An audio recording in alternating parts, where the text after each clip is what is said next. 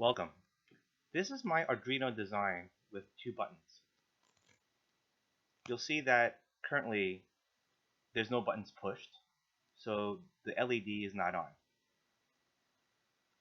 Now I'll test one button at a time to see what happens to the light. As you can see, I'm clicking the first button.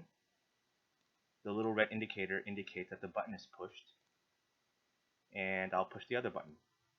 As you can see also, the little green light turns on, indicate a button is pushed. No matter which button I push, the light does not come on. However, on my simulator, I don't have a touchscreen, so I can't push both buttons simultaneously, easy.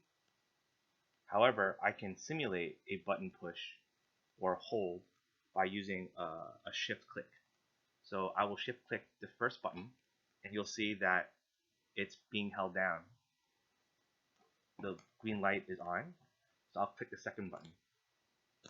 As I click the second button, the first button is held down and the light comes on.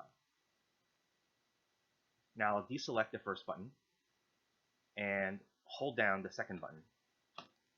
Green light is on, second button held down. Light is not on. Now I'll click the first button again, light is on.